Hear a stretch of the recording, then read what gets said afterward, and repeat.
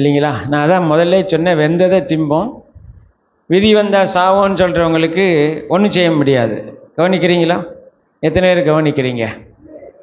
இல்லைங்களா? சீக்கிரம் எனக்கு பெட்டி ரெடி பண்ணுங்கன்னு சொல்கிறவங்களுக்கு என்ன செய்ய முடியாது?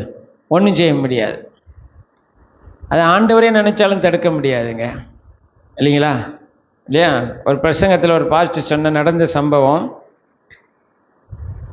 சொன்னா உங்களுக்கு தெரியல, கவனிங்க. 39 வயசு ஆகிற ஒருவனுக்கு கோமாவாயிடுச்சு. ஜெபிக்க கூப்பிட்டு போனாங்க. ஜெபிச்சுட்டே இருக்கிறாரு.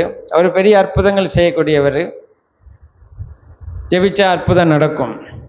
ஆனால் ஜெபிக்கும் போது ஆண்டவர் சொல்கிறாராம், சில ஆவிக்குரிய பிரமாணங்களை மாற்ற முடியாது அப்படின்ட்டாராம். சில ஆவிக்குரிய பிரமாணங்களை மாற்ற முடியாதுன்ட்டாராம். இவர் விடாமல் இருந்திருக்கிறாரு. 4 மாதமாக போராடி ஜெபிச்சிருக்கிறார், முடியல.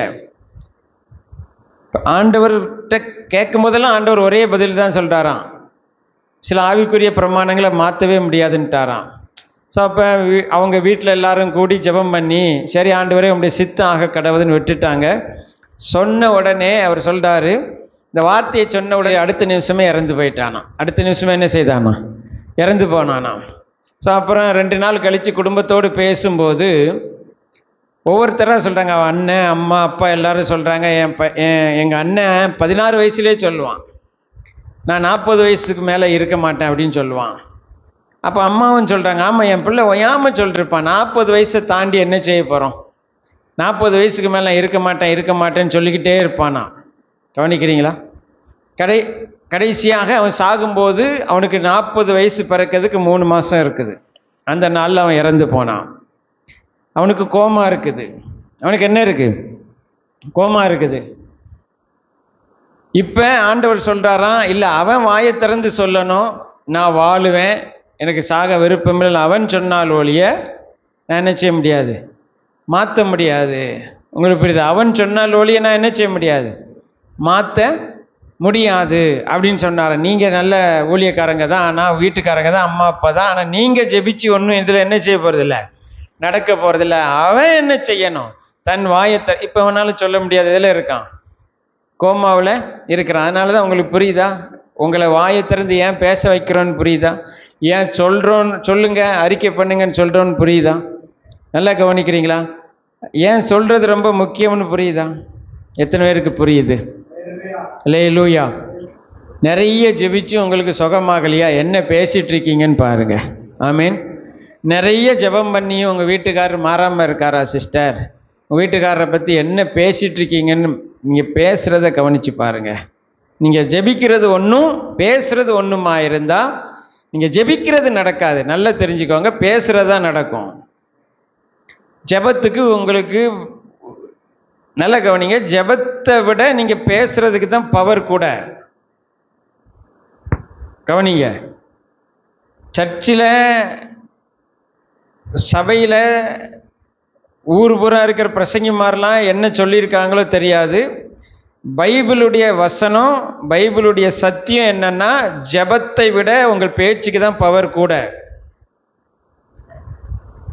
ஜெபமே ஜீவன் கிடையாது, பைபிள் அப்படி எங்கேயும் சொல்லப்படலை. கிறிஸ்து தான் நமக்கு ஜீவன் பைபிள் சொல்லுகிறது. கவனிக்கிறீங்களா? நீங்கள் 31 நாள் 41 நாள் உபவாசம் பண்ணி ஜெபிக்கிறத விட, அந்த ஜெபத்தை விட நீங்கள் என்ன பேசுகிறீங்களோ அதுக்கு தான் பவர் கூட. கவனிக்கிறீங்களா? ஏன்னா இருதயத்து நிறைவினால் என்ன பேசும்? வாய் பேசும். நீங்கள் 31 நாள் 41 நாள் நீங்கள் ஜெபம் பண்ணி உபவாசம் பண்ணி 1 வருஷம் ஜெபம் பண்ணாலும் நீங்கள் பேசுகிற ஒரு வார்த்தைக்கு தான் அந்த ஜெபத்தை விட பவர் கூட. ஜெபத்தை விட என்னது கூட? பவர் கூட. உங்களுக்கு புரியுதா? என்ன ஃபஸ்ட்டு ஜெபத்தை குறைச்சி சொல்லிட்டீங்களா? ஆமாம், குறைச்சி தான் சொல்லுதேன். ஜெபத்தை குறைச்சி சொல்லலை, ஜெபத்தை வார்த்தைக்கு முன்னாடி குறைச்சி தான் கர்த்தரே வச்சிருக்காரு. ஜெபத்தை அறிக்கைக்கு முன்னாடி குறைச்சி தான் யாரே வச்சிருக்கா? பைபிளே வச்சிருக்குது. நல்லா கவனிக்கிறீங்களா? இப்போ புரியுதா உங்களுக்கு? இந்த கூட்டமெல்லாம் மன்றாடி ஜெபித்து, கூட்டம் கூடி ஜெபித்து, உபவாசம் பண்ணி 37 உபவாசம், இடைவிடாமல் ஜெபம், திறப்பின் வாசல் ஜெபம், அந்த ஜெபம் இந்த ஜெபம்லாம் பண்ணி தேசத்தில் ஏன் எழுப்புதல் வரலன்னு தெரியுதா உங்களுக்கு? தெரியுதா தெரியலையா? உங்களுக்கு தெரியுதா உங்கள் குடும்பத்தில் எந்த மாற்றமும் ஏன் வரல? உங்கள் வாழ்க்கையில் எந்த மாற்றம்? உங்கள் சரீரத்தில் எந்த வியாதியும் குணமாகலை? உங்கள் கடன் ஏன் இன்னும் போகலை?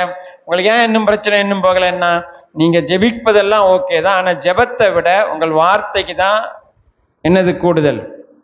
பவர் கூட. எது கூட? பவர் கூட. நல்லா கவனிங்க. ஒரு நாளைக்கு நீங்கள் ஜெபிக்கிறது கூடுதலாக இருக்குதா, பேசுறதுக்கு அதிகமாக இருக்குதா? சொல்லுங்க. ஒரு நாளைக்கு நீங்கள் ஜெபிக்கிறது அதிகமாக இருக்கா, பேசுறது அதிகமாக இருக்கா? அப்போ ஜெபத்தை விட வார்த்தைக்கு தான் பவர் கூட, ஏற்கனவே சொல்லியிருக்கேன். அப்போ ஜெபத்தை விட எதை தான் அதிகமாக செய்கிறீங்க? பேசுறது தான் அதிகமாக செய்கிறீங்க. அப்போ அந்த பேசுறதுக்கு பவர் அதிகம்னா, அது அதிகமாக பேசுறீங்கன்னா, அதிகமாக நெகட்டிவாக பேசுனா என்ன நடக்கும் யோசிச்சு பாருங்க. அதிகமாக போச்சு, முடிஞ்சுது, ஒன்றும் ஆகாது, திருந்த மாட்டார், திருந்த மாட்டான், அது நடக்காது, இது திருந்தாது, இது போவாது, இது விளங்காது, இது உருப்படாது அப்படின்னு பேசிட்டே இருந்தீங்கன்னா என்ன நடக்கும் சொல்லுங்க? ஒன்றும் நடக்காது. நீங்கள் என்ன பேசுறீங்களோ அதான் உங்களுக்கு நடக்கும்.